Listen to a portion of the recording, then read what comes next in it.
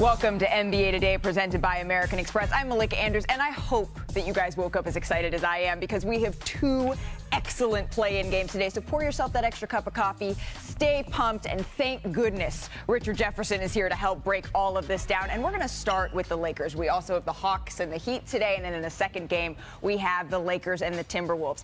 But Richard, the last time we saw LeBron James, he literally crowned himself after dropping 36 points. What did he prove to you in that game? Well, this is the thing. I don't think he proved anything. I think there's been questions this last year. Can he helm a championship team still? We saw the way their first 40, 50 games went, but ultimately the way they finished strong lets us know that LeBron is right there, especially if he's got an AD playing that way. But here's the deal. The key matchup that you're watching, it might not even actually involve LeBron James tonight. What are you looking at? I'm looking at AD. That's what I'm looking at. That's what I'm looking at, how AD is going to play, and we got to don't stat me for you. That's what we have later. It's going to be amazing because we're going to really Ooh, we got to don't stat me. Let's get into it, sir, because we know that LeBron James is going to be key to what happens tonight. But really, Anthony Davis, like you mentioned, let's see it. Anthony Davis has been on everyone's list when you're talking about the 5 most important players in the postseason. And look at this. In his 2 games, right? 2 games versus the Timberwolves, he's shooting 50% for 38 points. That is his highest versus any team, minimum of 2 games, right? This look good. This not bad. But this is the problem. That's against Rudy Gobert, and Rudy Gobert ain't playing. It's about time that I blow your minds. 37.7 field goal percentage against Karl Anthony Towns. You're like, wait, Karl Anthony Towns isn't a great defender? Well, when he sees his Kentucky #1 pick brother right there, he becomes an elite defender. Roll the tape. This is what Karl Anthony Towns does, right? He's got the size and quickness to actually match up against Anthony Davis. I don't know if he's got the athleticism, but he makes him take very difficult shots. 37%. That is his worst. And this is not a 2-game sample. This is a 5-year sample, 37%. Now he forces them into difficult shots. Watch this. Watch this. This is what I want to know. This is what I want to know about Anthony Davis. In this game, can he not shoot 37%? If he shoots closer to the Rudy Gobert numbers, Lakers are going to win. If he shoots 37% and Karl Anthony Towns gets going, it's going to be a problem. Lakers going to be battling in that 8 spot. Well, we know that this is a very different Lakers team than we saw even in February because we know that at that time, right before the All-Star break, they were 5 games under 500. But since then, look what they've done. They've gone 16-7. That is the second best record in the NBA in that span behind who? Yeah, the #1 seeded Milwaukee Bucks. And we know Richard Jefferson, he knows a little something about winning alongside LeBron James, but so does Danny Green. Danny, you were on that 2020 team in the bubble that won it all. And I know Anthony Davis said he sees some similarities here between that team and the team, this Lakers team now. Do you? A little bit. They have some depth now more than they did before the trade deadline. I think the X factors for them are Vando, Malik Beasley coming off the bench, be able to shoot, and of course D'Lo, who can play at an all-star level. So those 3 guys are X factors for them. Like I know they can be. They can be a really good contender in the West. Austin Reeves has been playing at a high level. Obviously, LeBron has been still doing it at his age. And Anthony Davis, if he's doing his 35 to 40 points a night, they're going to be a serious problem to deal with in the West. Ooh, a serious problem to deal with in the West. Well, it all gets started tonight in this play-in game. Thank you, Danny. Please do not go too far. So that is the Lakers side of things thus far. But the Timberwolves, they spoke at practice just a couple of minutes ago. Let's hear from Mike Conley and Kyle Anderson. I feel like people are acting like they've never seen it before. We grown men. We're able to put it behind us, and we both want to win. And we spoke about it that night, and just seeing how everything's playing out is kind of lame, honestly. Like we're teammates at the end of the day. I don't want it to be like a Kyle versus Rudy thing. That's never the case. I always got my teammates back, and we moved on. When everybody sees it, when it's out in the open, then it becomes a whirlwind for everybody to just make up whatever they want to make up. Say what they think happened.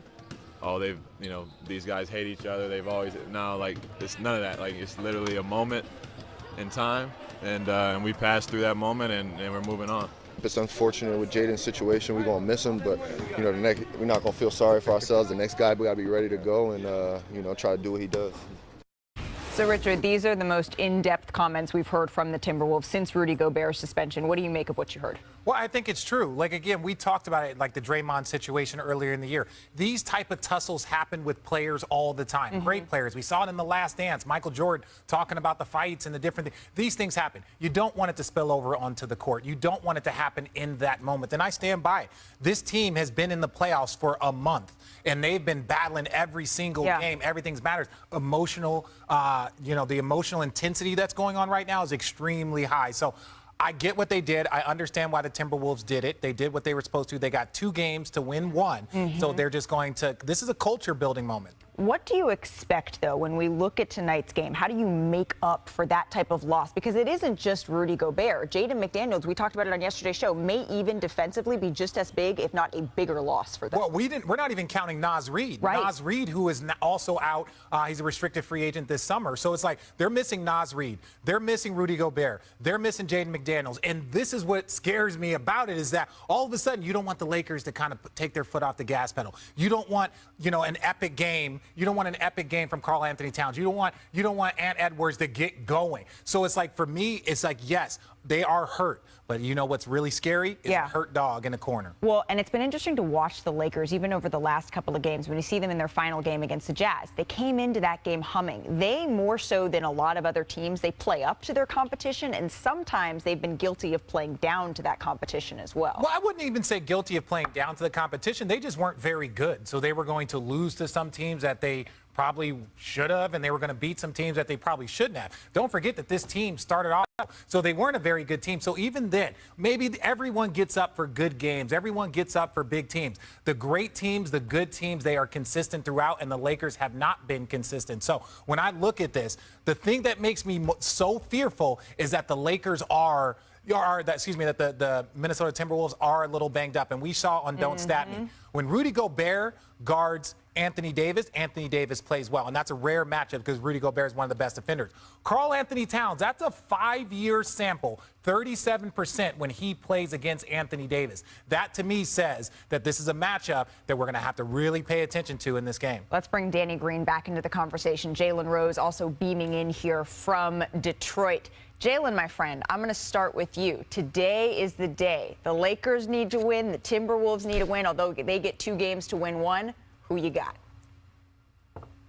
Lakers by double digits. The basketball guys just opened up the heavens and shined down on Los Angeles.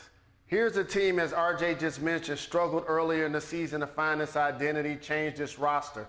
And I want to give Darvin Ham, the head coach, a lot of credit for navigating new players on the team. Now you have D'Lo, now you have Vanderbilt, now you have Austin Reeves coming in off the bench playing quality minutes. They built out depth with that team to go with LeBron James and Anthony Davis. Plus they get to play at home. Plus they get to play for a 7 seed against a team, no Gobert, no Naz Reid, no Jaden McDaniels. You secure the 7 seed. Now you get a chance to play against Memphis. No Steven Adams, no Brandon Clark. It's really opening up the heavens for the Los Angeles Lakers to advance in the playoffs. All right, Danny, since you're playing in the East, I am going to have you pick this one out in the West. Who you got tonight? I do like the Lakers as well. I do think that Minnesota is going to be a closer game than double digits. I don't agree with Jalen on that one. A wounded animal is not something, it's a dangerous one to play against. Even though Lakers have been a wounded animal for the last 2 years, and I do think that they've been playing playoff basketball for the last month or two. Right. And they're prepared for it. So I think I give them the edge by about 6 points or so. Oh, okay, a little 6-point bump. This is my thing right now. This is why this game for the Lakers, to me, hinges on their entire playoff success. If they can win Game 7, or if they can win this game, they get multiple days of rest. Multiple days of rest and so prep. important. If they lose that game, and you got a LeBron James who came back early from injury, you have a lot of guys that are playing more minutes than they're used to. So if you get this win, you can get rest for 3 or 4 more days, and that's versus having to play in the 8 game, and then all of a sudden you have 2 days of rest before you have to go and play against a Denver team. So this stretch right here, this is maybe the most important game of the Lakers have played in 2 years, 2.5 years. And so you're picking... Oh, the Lakers. Okay. I'm picking the Lakers, too. I think they're 8.5-point favorites, something to that tune. I would not be surprised to see the Timberwolves get into this, by the way, but I think the Lakers, they are going to take it tonight. Richard, who, if we're making picks, who has better hair, Danny or Jalen? Oh, they got the same haircut, It's bro. Like, definitely how is that? Jalen's got- Y'all he's have the his barber. same barber? Who is the barber? Jalen's got a better. He's got. Mine the is barber. blind. He's definitely got a better cut than me. We have a lot more to get into on our just show. taking off the sides. With Just the these sides. play-in games. Still. Hey, what's up, guys? Jag from Jaggy Sports here. Play-in tournament tonight. Hawks versus Heat. Minnesota versus the Lakers. So I am going to go with Miami Heat on this one. Just because of the fact that Heat always come up big whenever they need to. And I never count out Jimmy Butler. Never. Because Jimmy Buckets, whether you know it or not, he performs very well under pressure and performs very well in the playoffs. So that is that. So that's happening at 4:30 tonight. 7 p.m. Pacific, you have the Lakers hosting the Minnesota Timberwolves. Now, drama. You had Rudy Gobert punching his own teammate in the chest, not in the face, in the chest, right? Kyle Anderson, and very heated verbal exchange, very heated afterwards. So Rudy Gobert is serving a 1-game suspension. I think everybody knows that by now. Everybody also knows that Jalen McDaniels punched a wall and fractured his hand. So he is out. So you have Rudy Gobert, Jalen McDaniels out, and you have Reed, who is out as well, because I think a couple weeks ago he fractured his wrist, and does not look good for the Minnesota Timberwolves. However, if you've been following the Lakers games lately, in the first half, they're kind of slow starting. So they have to take advantage of tonight. They have to take advantage of the fact that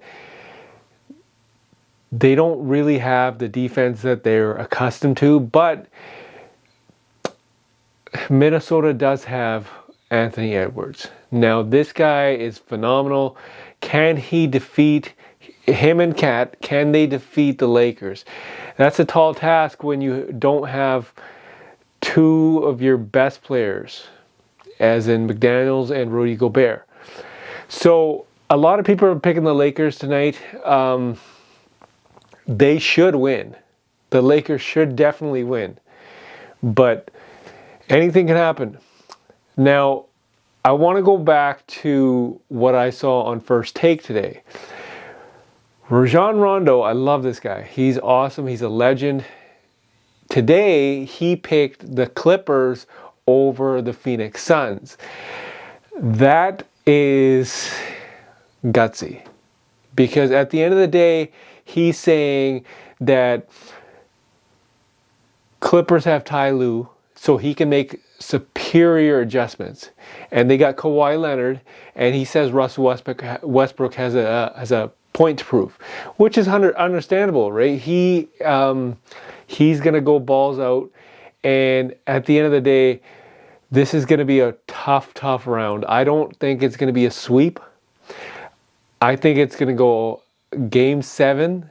Paul George is doing 6-a-days, trying to come back. I think he will be back in around Game 5, and this could go 7 games, because what they're doing is they're talking about depth.